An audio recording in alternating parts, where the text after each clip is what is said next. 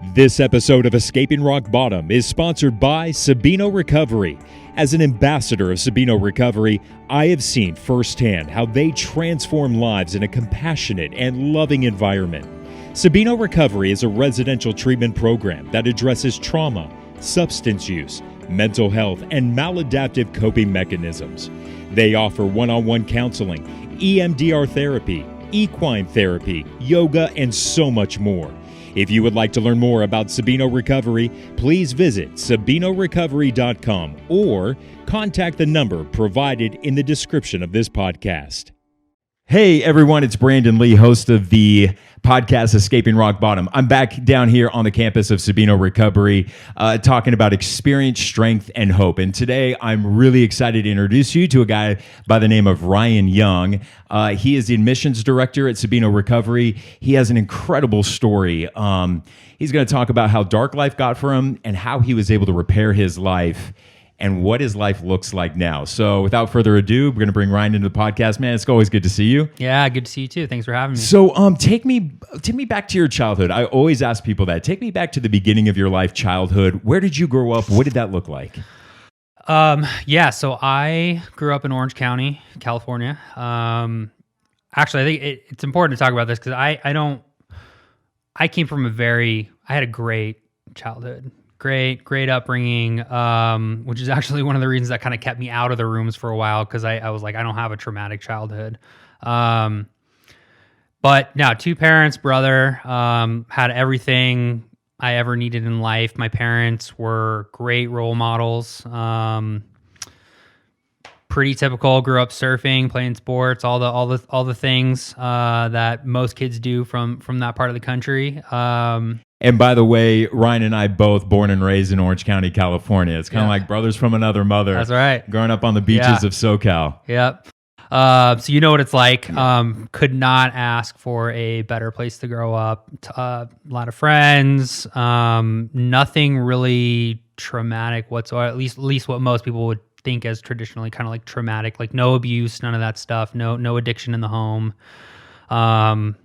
My problems really didn't start till kind of later on in life, actually, college. You know, it's really interesting that you bring up that part of the story because one of the big things that I always tell people is never compare traumas, right? Because something that may have been traumatic to you may not have been traumatic to me. Yeah. And, you know, part of my childhood does deal with a lot of molestation and childhood rape, right? Mm-hmm. Which was a traumatic experience. But what I tell people is never compare what happened to you to me to minimize your experience, right? Because I never like somebody to go, well, I was never molested, so my life can't be that bad, so why am I doing this? So I always tell people never compare traumas, because as you said, you didn't have any real trauma in your childhood, yet eventually life goes off the rails for you. So when did Ryan start to rebel a little bit? I don't even know if I would call it rebelling. So for me, I definitely was.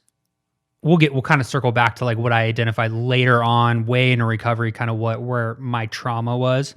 But for me, it was really just alcohol was a great solution to my kind of social anxiety. That's where it all started. I don't know even how old I was when I first had a drink, probably 14 or 15. You know, we snuck some booze out of a buddy's parents' liquor cabinet. That's like what standard. We all did in Orange County. Right. And it was just like, this aha moment. The first time we had a drink, like I was just, all my fears had gone away. I felt great. It was a ton of fun. And then like high school parties started happening, and it was just a time, like they say, it was just all good times. I didn't have any real consequences. I didn't do any of that stuff during the week. I was pretty focused on sports, going to college and those things, which kind of kept me in line, I think. It wasn't really until I left the house. And my parents were very, I wouldn't call them strict, but they definitely had, I was like terrified of my dad. So I just, I knew how to kind of maneuver around it. And as long as I wasn't getting in trouble at school or any of that stuff, they really kind of just let me do my thing. You know, one thing I noticed growing up in Orange County was that it's a pretty wealthy part of the country. And so a lot of the parents there, they're CEOs of companies or they work a ton. And so they're not always there. Yeah. And I know for me, my parents weren't always there. They were working all the time. Yeah. But like in high school, my house became the party house because my parents were just never there. But what my parents, because I was an athlete too, and the lesson that I learned early on in life was like work hard, play hard. Yeah. Like I could pretty much do anything. So as long as Brandon was still kicking butt, doing soccer, playing club ball, international ball. Yeah. And I did well in school. And so that really gave me a lot of leeway in my parents' eyes to just be gone, be at friends' houses where we were drinking and partying.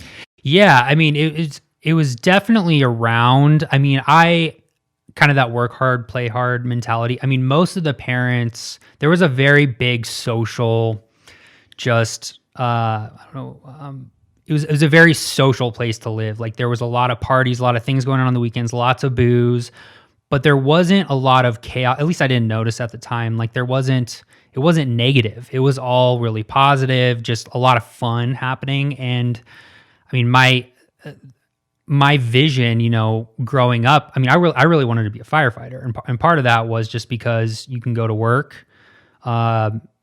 And then when you're not at work, you go to the lake, you go to the beach, you're drinking beers. Like that was just how I pictured life going. And all of my friends' parents, they all drank. It was just part of life. Like I couldn't imagine it not having alcohol as part of my life. Like it's just what you do at dinner. It's what you do. It was just, so I had to grieve that part when I first got into recovery at some point, because I just could not, like, I felt like if I wasn't doing that, there was something weird about me. Like I was a social pariah, or it was an interesting, but kind of twisted perspective I had.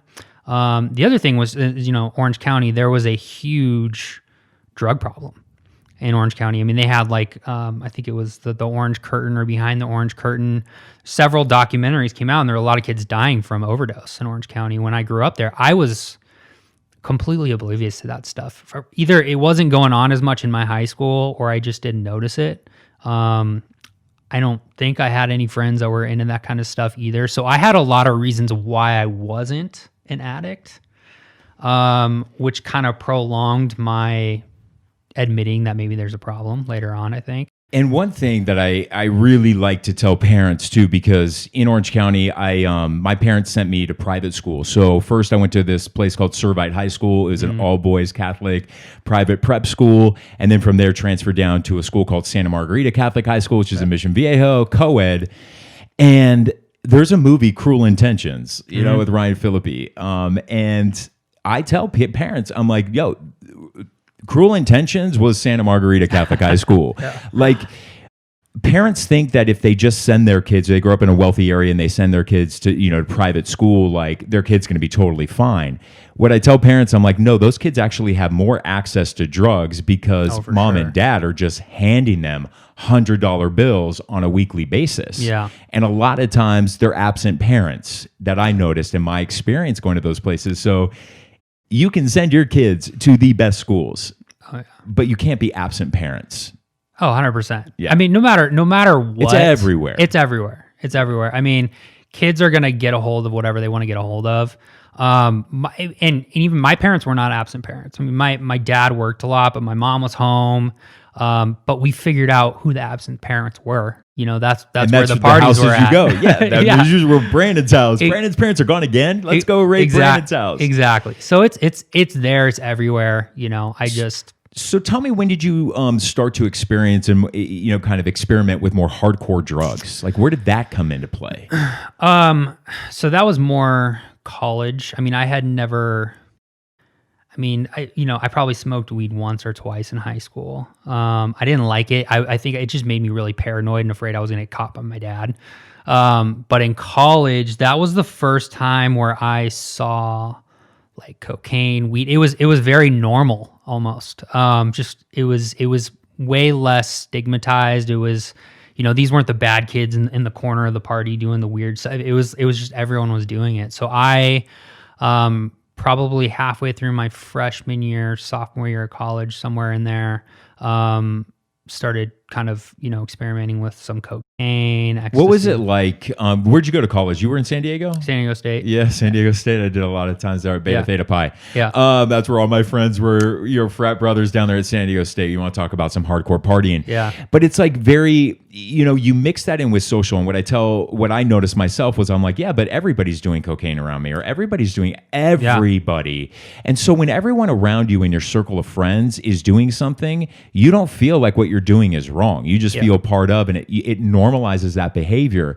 What I realized right after recovery, and you take a step back, was, Brandon, not everyone was doing that. You just interjected yourself into a small circle of people who were. That was absolutely not normal behavior when you look at like the total population of what people were actually doing. Yeah.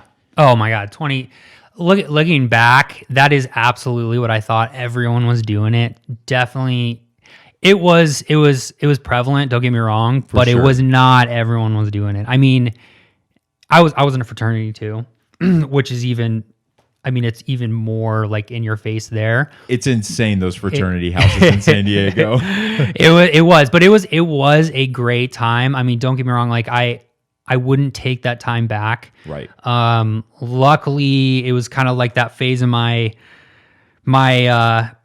journey where it was a lot of fun with a little bit of problems, but nothing too major. I'd miss some classes here and there, stuff like that. But it wasn't like, look at all these criminals doing all these drugs. It was glamorized a little bit. So in my head, I was like, I'm just doing. It was a great cover up to the real issues that were going on. What I didn't know at the time was I was one of the only guys still drinking in the morning, and I was skipping way more school than most people were. And I was waking up in places that, I didn't even know where I was. I was blacking out. By my sophomore year, I was blacking out almost every single time I drank. And I just thought that was normal. Yeah. That's what happened to everybody, But I thought that was normal too, because the people I was with would also black out at times. Again, it's just the circle of people you surround yourself with are a true mirror and reflection of you. Oh, for sure. Right. And like, you want that when you're in that drug world. I know for me, like, I didn't want to hang out with people who weren't doing the drugs that I was doing, because then suddenly I would feel like what I was doing was wrong. Yeah. I didn't want that feeling. So I was just like, oh, you don't do this? Okay, we're not going to hang out anymore. We're not going to talk. Oh, yeah. Those people. I mean, the other thing too is like, I was the guy who wanted to be partying constantly and socializing constantly, really, through college, which is so the opposite of who I really am. Now I'm like going to bed at 8:30 every night. I don't want to do that stuff. But if you didn't want to party the way I wanted to party, like you said, like I didn't really want anything to do with you. And if you didn't drink, like that, you're like an alien to me. I don't even want you like in my vision anywhere, because there's something wrong with you. Like you're judging me or whatever. So just kind of organically over time, it's like that's why we end up isolating ultimately, because everyone, eventually you hit a point where people start to look at you and being like, dude, you're a little out of control for me. And then suddenly your circle gets smaller and smaller. And for me, when that circle started to get smaller and smaller, I started hanging out with more extreme drug addicts. Yeah, exactly. Because they were the ones that were bringing me in, Yeah. When everybody else was just kind of starting to fall away. Yeah. You almost don't even recognize people are falling away because you're so self-centered on living your own party life. Oh, yeah. So, what was the most hardcore drug that you ended up dipping into? Probably just really it was like cocaine and ecstasy. Okay. I mean, I was like a judgmental alcoholic. I saw a few people on that like some people were in like other pills like Xanax, stuff like that. I saw a few of them and like kind of almost like in a comatose, state, just kind of drooling, passing out. And I did not want any part of that. I also did a lot of Adderall too. So I love the uppers. But that kind of freaked me out in a weird way. So I just kind of stayed away from those kind of things. I was really just about the party drugs, like cocaine, ecstasy, alcohol. And then by the end though, by the time I left college, it was pretty much all booze. Like I was a vintage alcoholic. Okay, so a lot of booze. I I got into heavy meth use toward the end of Yeah. my using, but that was a drug when I was living in New York City, where a lot of guys I saw doing meth around me in my early 20s, but I would see them and I would always look at them and be like, what's wrong with you? Like, you look, first off, like death. Like, you look like Skeletor. Yeah. I'm like, but you don't talk, So that was just seeing that, and I was like, that's not something I want. So I just stuck to GHB and did a lot of blackouts. Yeah. But then, later on in life, when somebody, my inhibitions were lowered, and somebody ended up offering me meth, and at a weak moment said yes. And the moment I took that hit, that was the drug that took me down. And I remember that first time I hit it, I knew that I truly met my match. Like, this was it. I felt like I was Superman, that I felt invincible. And, I was such an insecure person, a lot of gay issues, being a gay athlete and stuff. All those insecurities went away. Yeah. When I hit that meth pipe, but again, I only did meth for 6 months. I mean, that's all it took, heavy meth user for 6 months, and it brought me down. Yeah. So what did your rock bottom look like? Like, when did Ryan finally look in the mirror and say, hey, you know what? Probably I shouldn't live this life anymore. I have a lot of those, actually. I think we all do before we really choose to get sober. There's a few that really stick out. So when I was an EMT in college. This is when I was living in San Diego. I got fired from that job pretty quickly. Apparently those companies don't like when you're showing up to the job drunk still from the night before. So I quit that job, and that was my first kind of oh shit moment. Mm-hmm. I'd been fired from a couple restaurant jobs, but in my head, I justified all that stuff. Dude, I got fired from Cheesecake Factory in Fashion Island. Yeah. I was for partying on ecstasy and mixing, You want me to come in today, but there's a huge party going on, or I'm not going to come in. So I got fired from that job. I didn't know what to tell my parents, so I made up this huge lie about what had happened. And I basically called my dad out of desperation and said, hey, I need a job. So I took a job with the company, with the company he was at, on the East Coast in Pittsburgh. When I went out there, I was living by myself in some crappy, extended stay hotel for months. And I was traveling constantly. That's when I started drinking by myself, hard on the weekends, handle at a time. And it was bad. I would just not show up for a couple of days at work. I wouldn't know what day it was. I'd start drinking Friday after work, and in Pittsburgh, you can't buy alcohol on Sundays. So I would stock up Friday, wake up someday during the week. There'd be bottles around me. I didn't know how they got there. That was kind of the first, this is getting bad. And, my dad, I think my boss called my dad, and he came out, and I think it was 6:30 in the morning. I got a knock on the door, and it was my dad. And he pulled me out of there, took me back to Orange County. That was kind of my first real rock bottom. First time I was like, okay, maybe I need to do something about this. I called. My mom was a mess. She was crying. I didn't know anyone in recovery. I didn't really know what an alcoholic was. I called the AA hotline, the 1-800 number. I was like, hey, how much does it cost to go to a meeting? Do I need to make a reservation? Some guy named Kirby called me and asked me to come over to his house. And that's when I was like, my life's over. This old guy's calling me. I go to his house now. My life is over.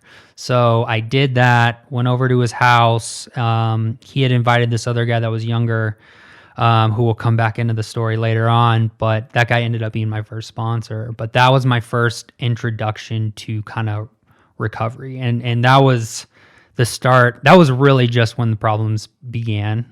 Because I did the AA thing for, I don't know, a couple weeks until the heat was off. I started feeling better. And then I started getting real problems, DUIs, all that stuff. And it was one after the other. And after my third one, it was state isn't messing around anymore.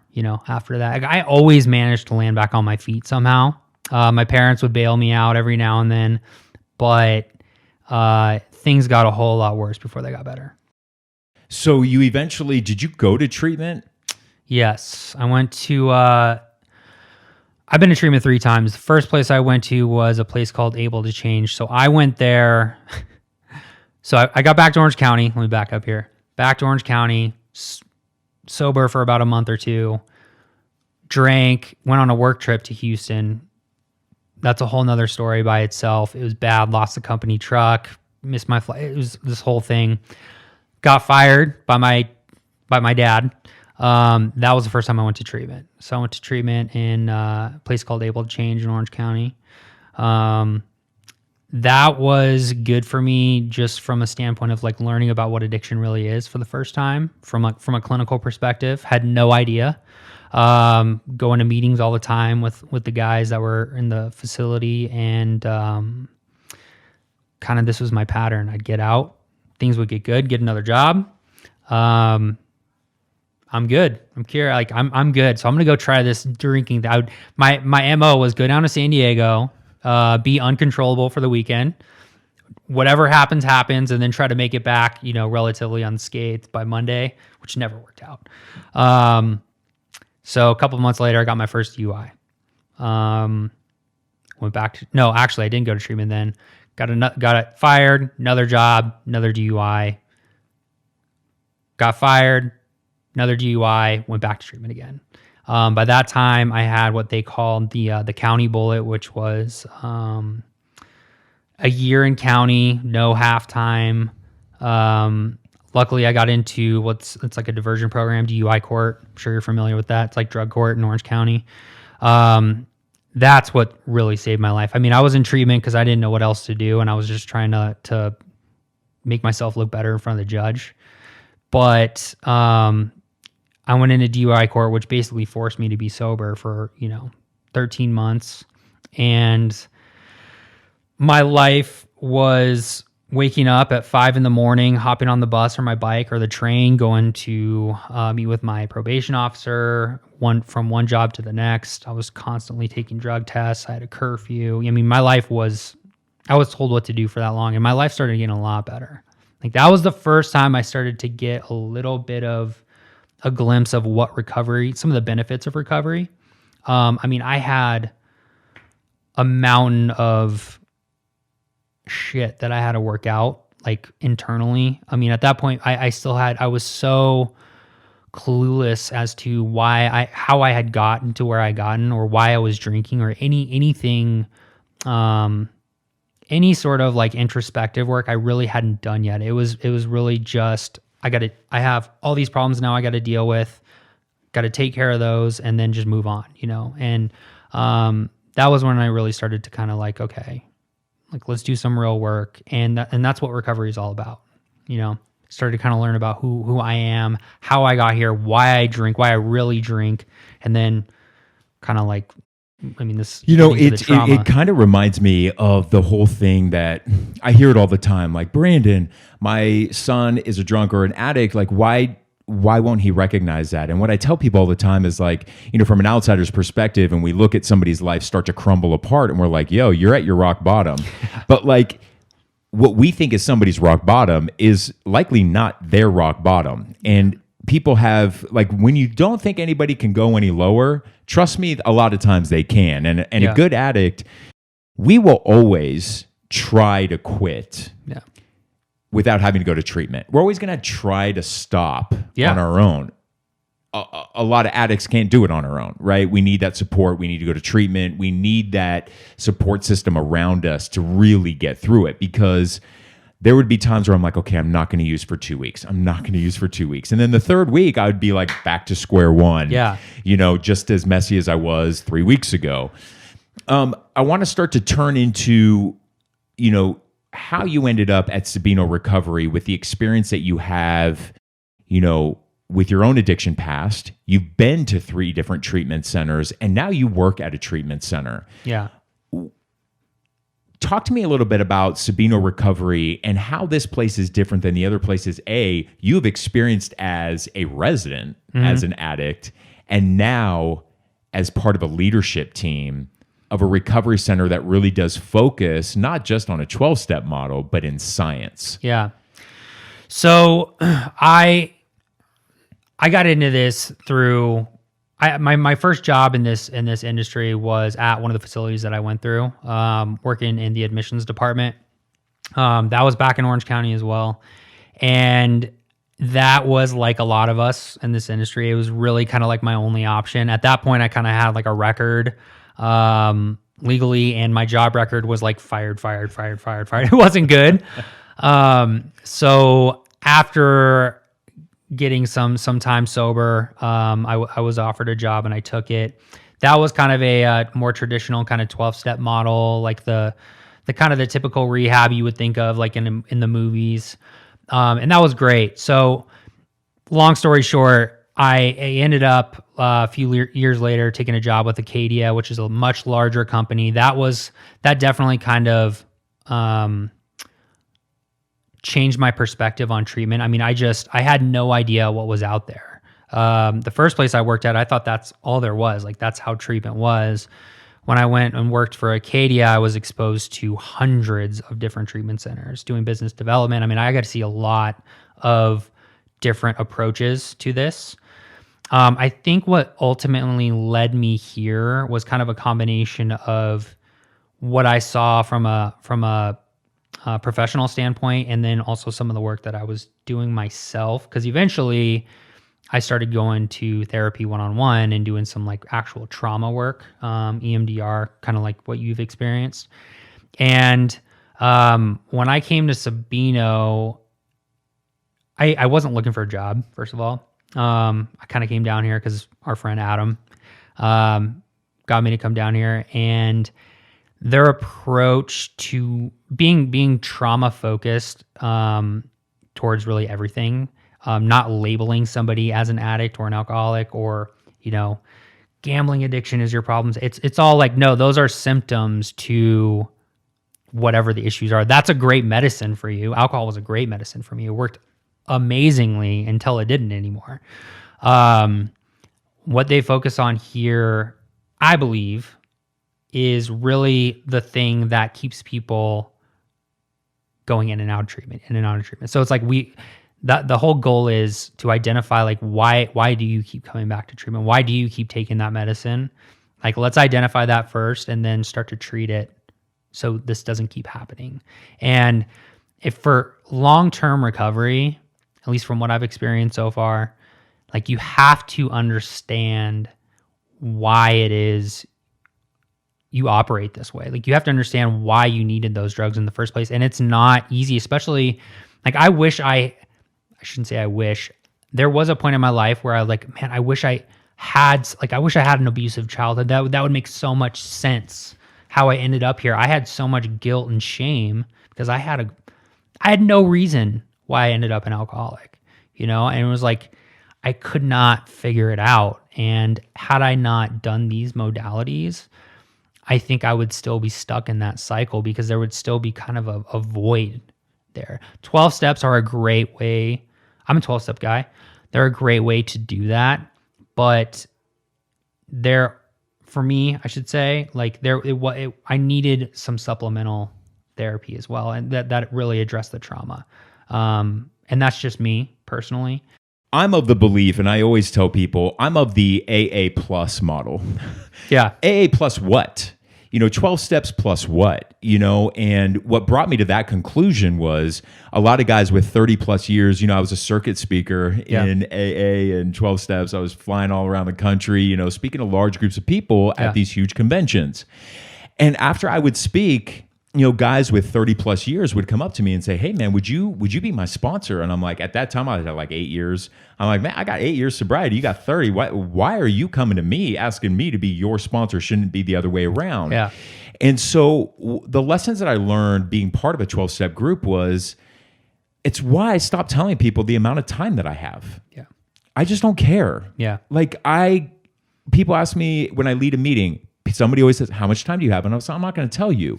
Judge me by my story. Yeah. Judge me by what you think of me today. And do I have my shit together or not? Like, that's all that matters. Do I have my life together today? Yeah.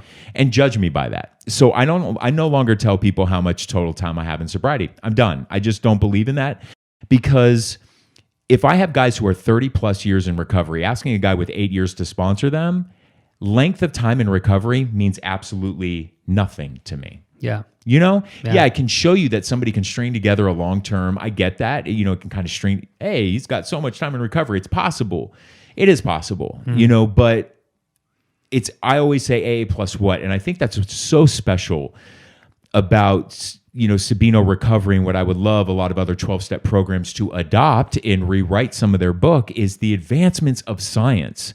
Yeah. To be able to have access to EMDR light therapy and talk therapy, or brain mapping, and the belief of neuroplasticity, if we want the efficacy rate to increase, especially alcohol aside, because alcohol is a different impact on the brain than, let's say, meth and heroin. Sure. All right. Different We're not dealing with the different animals. Yeah, right.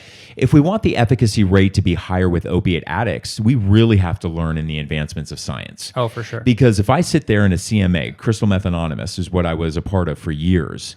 The most sobriety I would ever see is maybe 2 years, and it was just a revolving door. Yeah. You go into AA, there's a lot more long-term sobriety when it deals with alcohol. You're going to sit there and see 30, 40, 50 plus years. It's not the same way when you're dealing with opiates. Right. And so that's where I love what Sabino does, because we're like, you know what? We're actually going to go into your brain, and we're going to start to really look at the science behind it to see if we can help rewire so that you can have long-term recovery in that aspect. Yeah. There's no question. And especially like with all the drug, I mean, people my age, I was the anomaly. Like the treatment centers I went to, anyone within 5 years of my age, like I was the only alcoholic there. Everyone else, heroin, drugs, whatever. I think you can't look at today's climate with all the younger generation coming up that are struggling with addiction and say that, you know, this old school 12-step model is really being successful, because it's not. And after some years of seeing this, I think those things, the 12-step programs, whatever you're going to do for long-term recovery, that is a great, I think, a necessary thing you need to incorporate in your life after treatment. Like, we introduce it here. We introduce Refuge, 12-step. There's a number of different recovery programs, but like, you shouldn't have to pay, you know, some crazy amount of money to go to treatment and just get a big book and like go to 12-step meetings. That's part of it afterwards, but in treatment, you should be addressing everything that you just mentioned. Like, it should be clinically focused, neuroplasticity, trauma, identifying the root cause.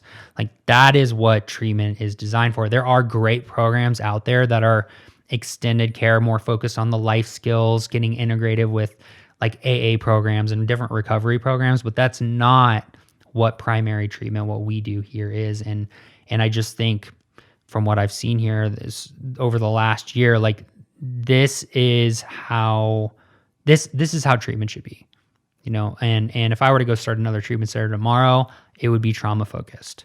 The more I'm reading, the more I'm hearing, the more I'm seeing, it's everything is coming back to trauma. And like, to your point, trauma is different for everybody. Like, I figured out through doing trauma therapy, my trauma was when we moved to Orange County when I was in 4th grade. Like, it was horrible. It was horrible. I got bullied. I didn't talk like everybody. I didn't skate. I didn't surf. I didn't dress like anybody. And that's where I learned how to be that actor in life, like they talk about in the Big chameleon. Book. That's it. And not standing in your authentic self. Being, I always say, a really good addict is a really good chameleon, because we can blend into our surroundings to feel part of. Yeah, it was survival. That's all it was. Full on survival mode. I learned how to survive that way, and it just changed my trajectory in life just a little bit. And then when I discovered alcohol, all those fears that I had learned to protect myself with by acting a certain way, like, those were gone. So it was just a bad combination. And I don't know if I had the genetic predisposition or not. I used to spin out over that. Like, it doesn't matter. It doesn't matter. I I ended up being an alcoholic, if they made a pill tomorrow that would cure alcoholism, I wouldn't take it. Like, I don't care. Like, I don't need to drink. Not to say that I ever think like I'm cured, because relapse is a major, major part of my story. Right. And I appreciate what you said about the time, consecutive time doesn't matter. I agree completely. It's about the quality of it. It's the quality of it, and because we bring with it, and the easiest way, I used to use a marathon, and then I'm like, okay, you know what? Let's just say you're in your senior year of your master's program, and like some of the courses are really challenging and really hard, and other life stuff comes up, and let's just say, you got a D, or you failed out of that class. Does the dean of the school come back and say, listen, you got to start over at year one in college before you get your master's? Heck no, because you don't lose the knowledge that you've learned in those first 3 years of your master's program because you failed a course. Yeah. What do? You go back up, you open up the book, and you restudy, and you just reinvigorate yourself, and you refocus, and you accomplish what you need to accomplish. Yeah. What you were saying too about, the alcohol, when, life gets chaotic or we feel like we're not part of, and so we turn to gambling, we turn to booze, we turn to another substance in order to numb. It's kind of like the volume dial, right? It just turns all that noise down.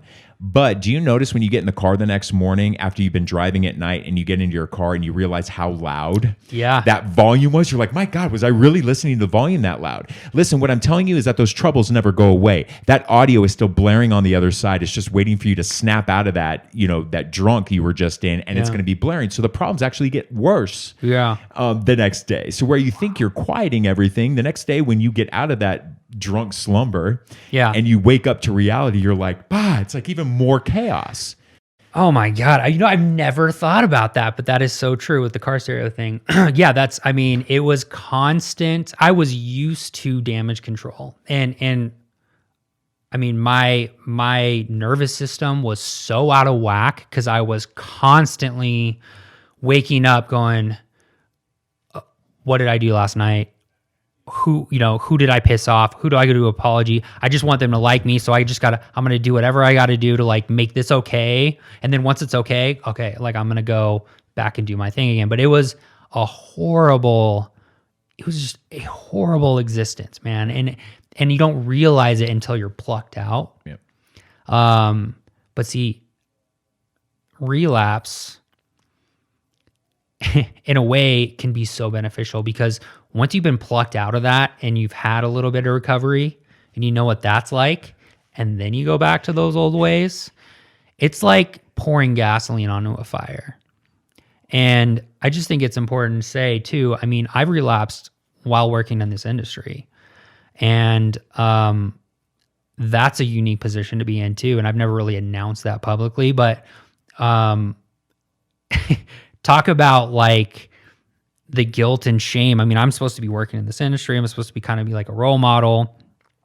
I got away from what I was supposed to be doing, and I'm still an alcoholic, And when I did that, I didn't feel like I could talk to anybody.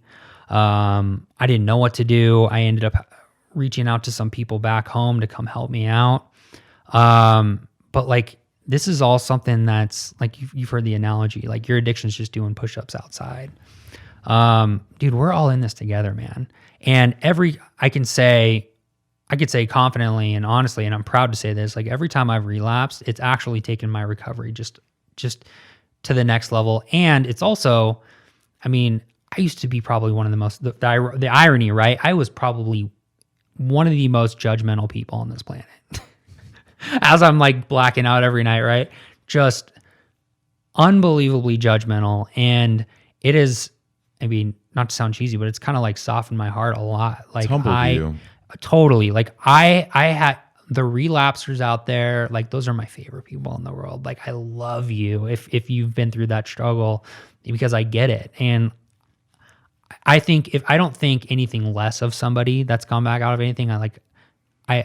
I love them more because of it, and the courage it takes to come back from something like that and be honest and like raise your hand, which is the worst thing in the world. That is character building, like at its finest right there. And what I tell people too is people with relapse, in this industry, it actually makes you way more compassionate 100%. And empathetic. And it actually adds a layer when you get your life back on track after a relapse. You have so much to offer somebody who has struggled Yeah. and who has relapsed, because there is no other disease in this world Yeah. that we treat people who trip and fall like we do with addicts. Yeah. And that's part of the stigma. Yeah. That's part of the stigma. People who relapse are not weak. Like we don't look at somebody with any other disease, and if they make a mistake or they do anything, we don't demonize them. Yeah. So as we wrap this up, what's that one lasting piece of advice that you would like to take? We're in the middle of a pandemic right now. It is taking a toll on people's mental health. Hell, it has driven me to the point, Same.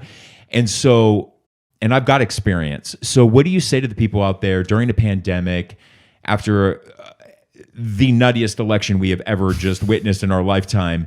Those are all layers, right? In the reality of the world we're living in. What's your piece of advice to those people out there who might be struggling, who might be just numbing themselves right now? That's a tough one. I would say, the biggest, one of the worst things for addicts, alcoholics, whatever, is that isolation piece. No matter how hard it is, like if you stay where you're at and you don't reach out for help, you have zero chance whatsoever. You're done. So I don't care if it's your mom, your grandma, your brother, sister, whatever, the mailman, like you got to tell somebody, even if it's a total stranger. As soon as you tell somebody, that will start the domino effect to get some help. The universe will send some kind of rescue boat to you. I promise you that. But you got to get out of the cave. You got to get out of the cave, first of all. And you are definitely not alone. Like, there are millions of us out there, and we're probably some of the most interesting, fun people on this planet because we have real life experience. We've been to the dark side and back.